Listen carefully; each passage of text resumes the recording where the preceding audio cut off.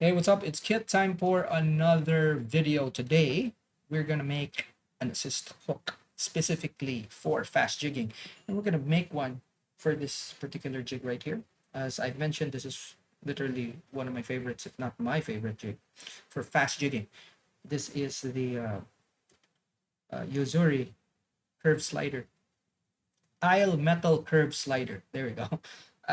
I use only one hook for this, and the hook sits here at the back. Okay, and yeah, it's a really good jig. Caught so much fish on this, and over the years, really has proven to be something that I can't not have. So I always have these with me. In fact, I'm kind of on conservation mode because these are actually uh, they are discontinued. Okay, so the reason why I also chose this jig is because it shows you exactly where the hook needs to sit. It's right there. Okay, so we'll do the length of the assist hook. And then, as far as the cords are concerned, we're actually using two types. This is one that we will tie using a splice, and then we have one here that is solid. So this is hollow. As you can see, there's a white thing that you need to take off here, but you can, okay? And then you have this, which is just solid braid. Okay, so I'm gonna share exactly how I deal with this so that you can do your own. Okay, you could choose to, it's for me, it's I buy this and then oh, it's not what do you call this? It's not hollow. Fine, there's actually uses for them for fast jigs and also uses for slow jigging. That's fine. Okay, so for slow jigging, this is good for the back hooks, and then for slow jigging, this is good for the front hook. Kind of depends on how you treat it, but yeah, basically that's that. Now for hooks, we will be tying with VMC 7264 and the owner ST51s. Two very good hooks. Now, uh, if you are kind of looking for really good hooks for this sort of jigging, here's a very good look at, or a bigger look at bigger sized 7264. As you can see, it's reason why I like this is because of the wire that they're using here is actually quite strong, and it's forged, so it is a very strong hook. Owner, of course, also forged, but you can see here it has a thicker hook, especially when you're targeting monsters. So very good hook to use. Okay, both really good. That's why I'm using them as examples here. So I'm gonna bring you guys in so that you could see things better. Now, if you're new to the channel, this channel talks about the hows and whys of fishing. We cover everything from big game, ultralight, everything in the middle, including fly fishing. And today we are tying an assist hook. Okay, so I'm gonna bring you guys in closer so that you can see, and then we're actually going to focus on the device here so that you can see things better. Okay.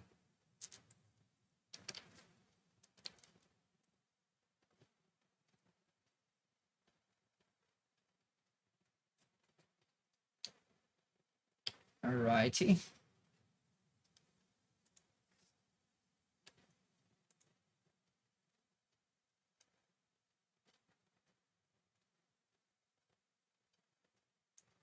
Go. So first thing we're gonna do is, okay, we're gonna tie with this one, and what we're gonna do is we're going to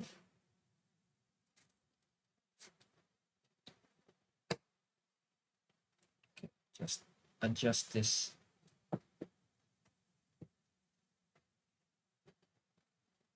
Okay.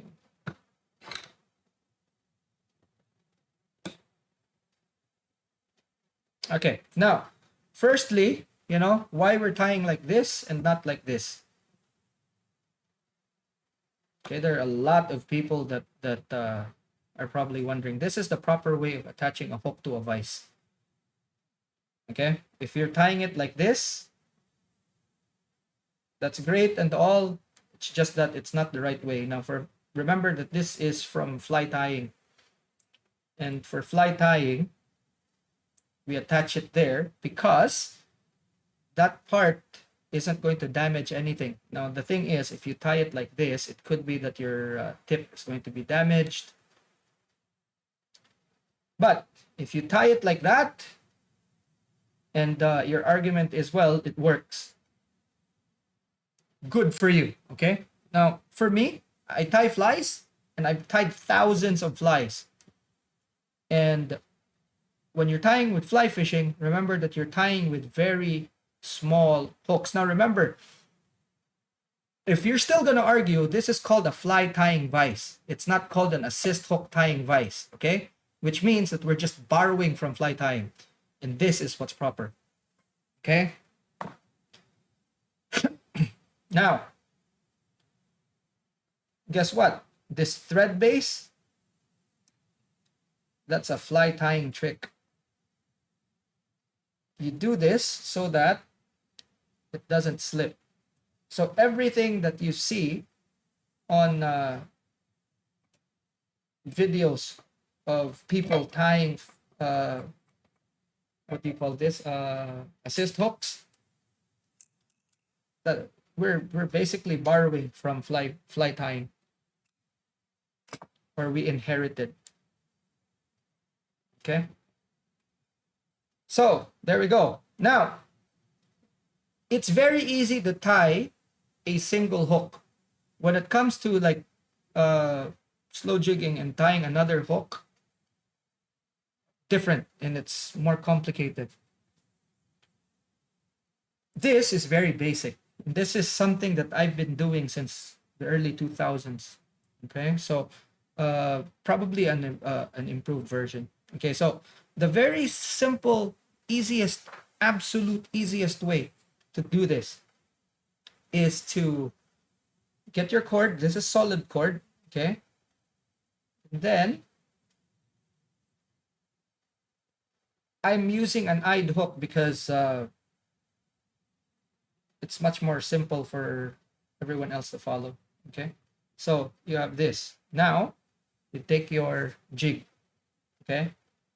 And then what I do is I'll put it there, okay? And then I'll put an excess, a little bit of an excess, because guess what? We're gonna loop that, okay? So from there, okay, I take this and make an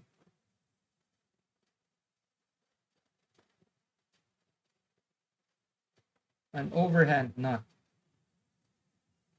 okay? So like this. And then I'll adjust it. Now remember the length that we tied earlier. Now, you know, it could be that you don't need this. A lot of people don't do it, which is fine. Okay, so here we go. You can see that it's short. So what I will do is I will adjust it. Okay, very easy. I will just adjust it. Now, if you're not comfortable having that there, okay, you can choose to put it there, out of the way. Kind of didn't make a difference for me. But there are people that, you know, kind of they get uncomfortable. So we can move it there, because what this does is we're gonna tie the ends later. Okay, so now here's the thing. I want it here, but I have it here because remember, I'm gonna make a knot on this end. Okay, so I'll probably actually take a little bit off, because at the end of the day, I'm still gonna tighten this, so I'm gonna have some length there.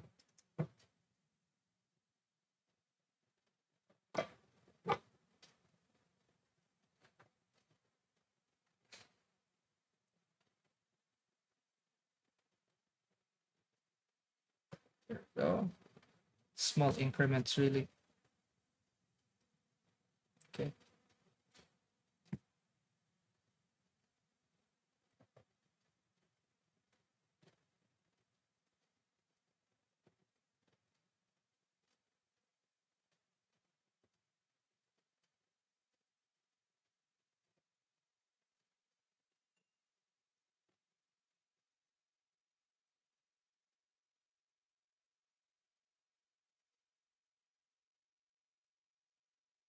Okay. Let's see here.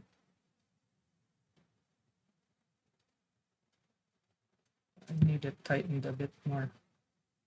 So this is something that I take my time on because since there's only one hook, I am actually pedantic about that. Okay, now before we move on, how you size things. Okay, so with slow jigging, I have half the hook protrude like that. Okay, just like that, around like that. Okay, so I go to the halfway point of the jig. Most of the time, it's this. It's the center of the jig would be the ridge there. Put my hook like that, and if it sticks out just a little bit like that, it's good. But for fast jigs, what I do is go to the entire length of the jig, and see, if it sits there, it has to stick out like that. Okay, and both of these hooks are sized for this particular jig. So as you can see there, okay, has a little bit of a gap. So I want that to be absolutely perfect. So I take my time. Okay, it's a time for me to be pedantic about something like this because I only have one hook and I want that hook to be placed in the absolute best spot. If there's two, you can afford to be sloppy. That's fine. You could choose to be sloppy, period. And, you know, that's you. All right. Now, when I'm building assist hooks, there's two types of pliers that I use. This is a flat nose plier. Okay. And then round nose. So, round nose is good for doing stuff like this. Watch. Okay.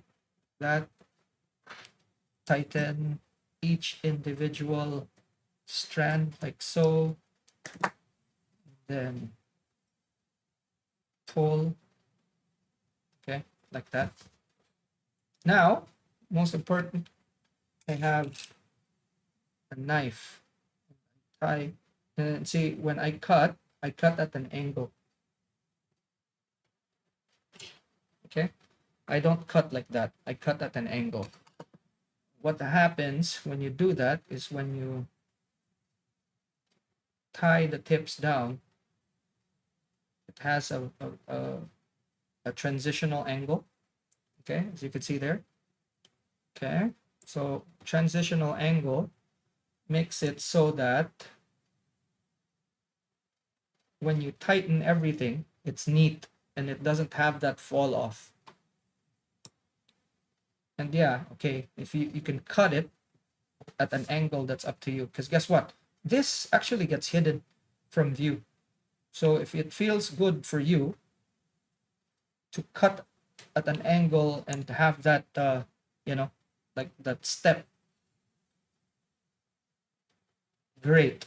But for me, I don't make it as an excuse to be sloppy, even if it's covered. So I tie each and every single one to the best of my abilities. Because guess what? If that gets screwed up, I only have myself to blame. And this is very, very tensioned here. This is why I use these Stonfo bobbin holders. And I buy this in Japan. They are also kind of heavy, so that when I let go, this doesn't unravel. Okay. Now, last bit is uh, half hitches, or in my case, I use these. Look, did you see that? When I tightened it, it changed color. But these wraps, they're already in that color. That shows you that it's actually wound in very tight. Okay, there we go. Now we have um, this. It's a shrink tube. This is big, too big than this is bigger than I wanted. But guess what? Couldn't find the others, so we're gonna have to just live with this example. Okay. Tip. Okay. I usually use a shrink tube that's smaller than this, and what I do with the round nose pliers is put it there, okay, and then just stretch it out a bit like that.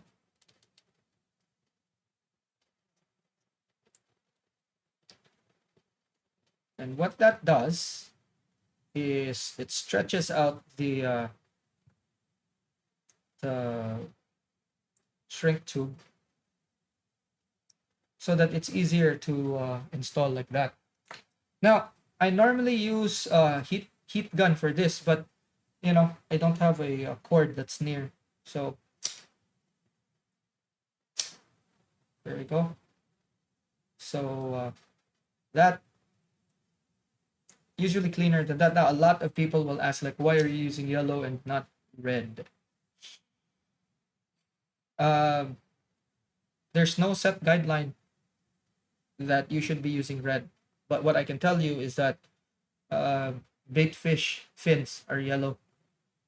Okay, so if you're actually putting this as part of, let's say, a jig, you know, like that, having a yellow color there makes it looks like it's the fin. Okay, now, so old school style, there we go, and obviously it's still very relevant till today. Now we need a solid ring to keep with the. All right, you know what? To keep with the old school look, I'm going to look for a single piece solid ring. Okay, there we go. So I have one right here. It's so black. Okay, now see.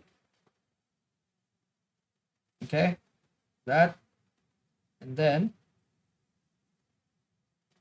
fold it like that. Okay, folded. Then I'll twist. Okay, you see that? That's just folded, and then I'll twist this, insert. Okay.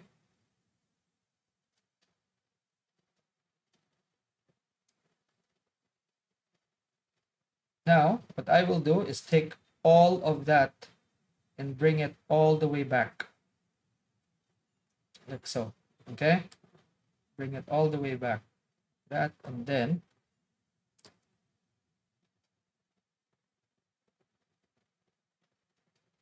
tighten.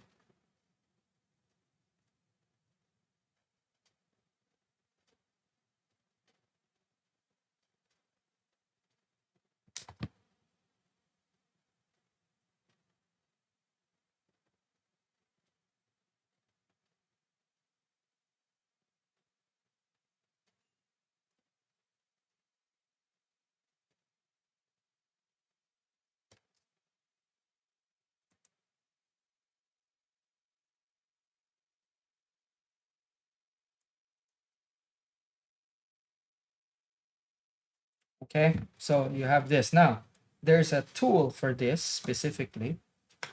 Is this. Unfortunately, this is something that you could actually use that, okay, and then your round nose pliers, or sorry, your round nose pliers and your flat nose pliers, you could use it to tighten it. Okay, but I have this tool, so I'm gonna use it. Okay, so like that. Okay, just pull, and there you have it. So old school way of doing things. Obviously, there's ways that you can braid this, okay, twist it and all that. But guess what? This is a 101. Okay. Okay, now when you buy this, usually it gives you, they usually give you a needle to go with it. Okay, so second bit, can take that off. Now you insert your needle, okay, and then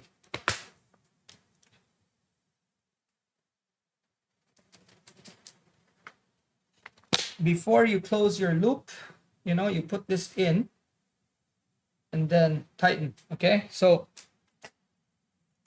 this is a bit fiddly. I'm gonna do this. I'm gonna do this off camera.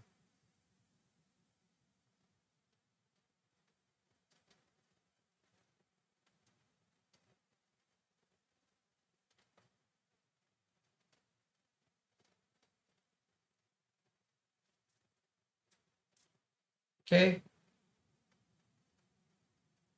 there. That.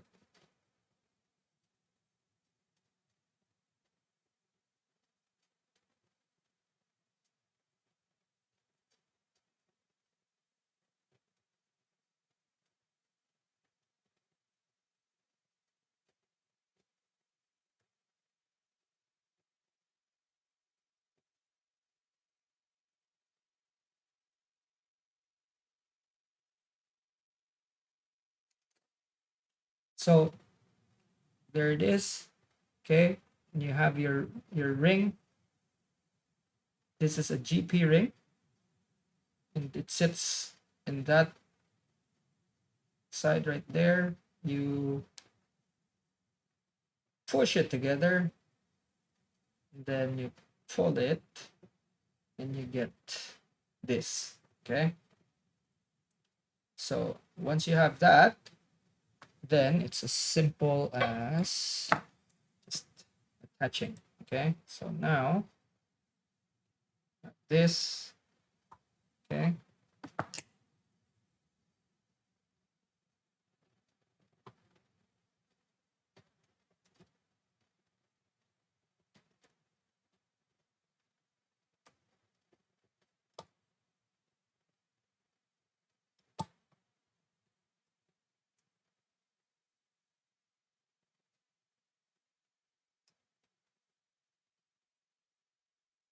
so you see what I'm doing. Okay, if you tie and then you lift it like that, what happens is that each and every single time you wrap, what happens is that it goes on to the end of that. So touching wraps. Okay, something I learned while fly tying. Okay, so there, and then we will go back here. Okay, there. Now you take this. Now, I don't like it loose here, so I'm going to really push it like so. So it's tight like that. Now this bit, let's cut it off. Okay, now actually, you know what, let's not do that yet. Okay, there we go. So we'll adjust for length.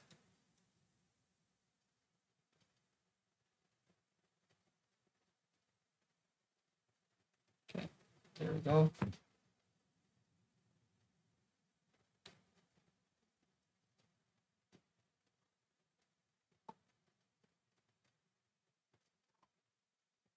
Okay, I'm just making this comfortable for myself. So again, just wrap like that. Okay, you notice that I put a wrap there so that it's actually easier for me. Okay, there we go. So let's measure again. Okay, so it's going to be longer than what I want. So now I can adjust.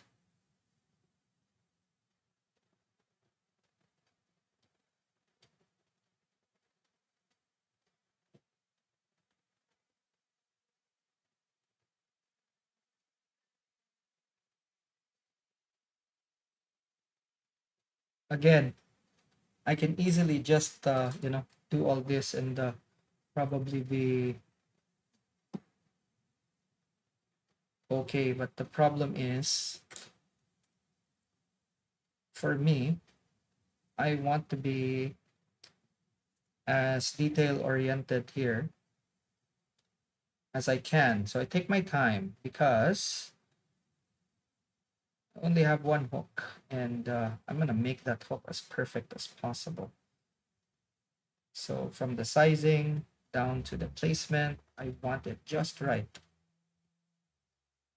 Because if I do it half-assed and I don't catch fish, I don't say the hook is wrong. You know, the jig sucks because that's all within my control. So it's my mistake.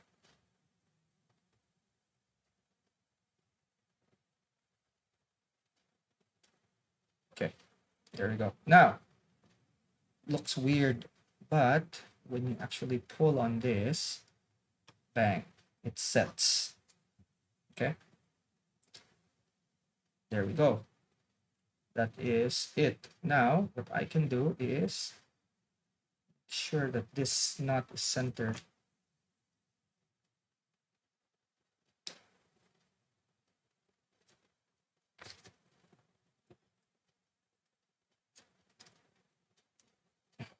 Pull it so it's tight. Okay. Now, you can just wrap. Okay. Again, cut this at an angle.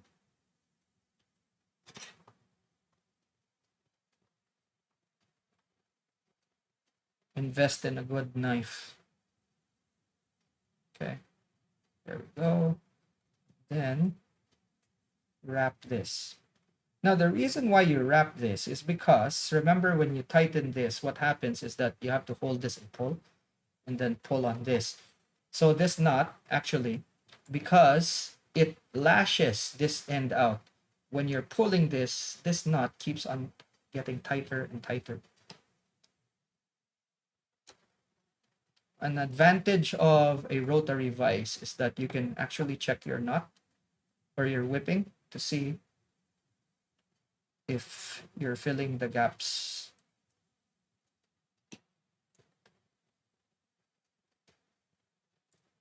Okay, just like that.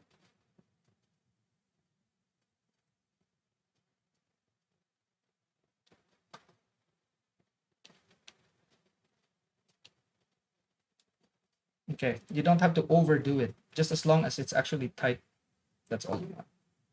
Okay, then you can do your whip finish. In my case, it's a whip finish, or you could do your half hitches. It doesn't matter. Okay, so you see the color of the thread here. Okay, you see it compared to the others, it's actually lighter. Okay, now watch when I pull, it disappears and blends with that because all those wraps, they are tight.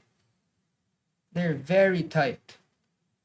Cut that off and you find that you have a very clean, okay, assist hook, clean lashings. Now what you could do at this point is actually coat this with super glue, or you could epoxy it, whatever you want. Epoxying it would look like, okay, let me show you.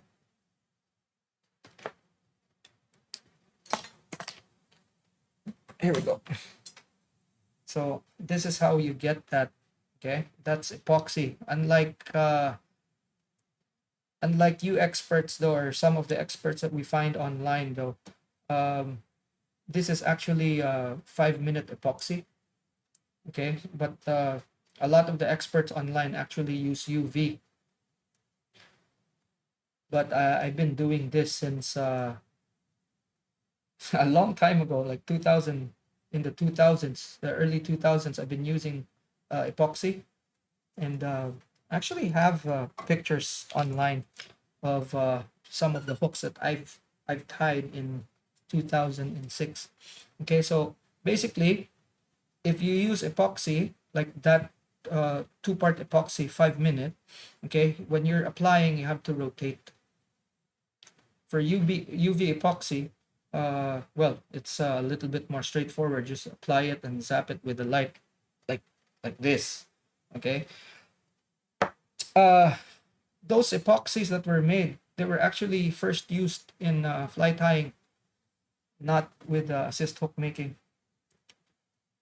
And yeah, so there we go. Okay. So fast and simple. Two types of assist hooks that you could do on your own. Okay. If you want to dive down to the science of this whole thing, I actually have a lot of videos that I make for specific jigs, and there's a playlist which I will actually link for you guys down in the description below. If you have questions, drop them in the comment section. Uh, if you haven't yet, subscribe, share this video to those who need it, friends, family, fishing buddies. And if you want to help the channel move forward, there's two things that you could do. There's the cap, okay, that we released, and that will end.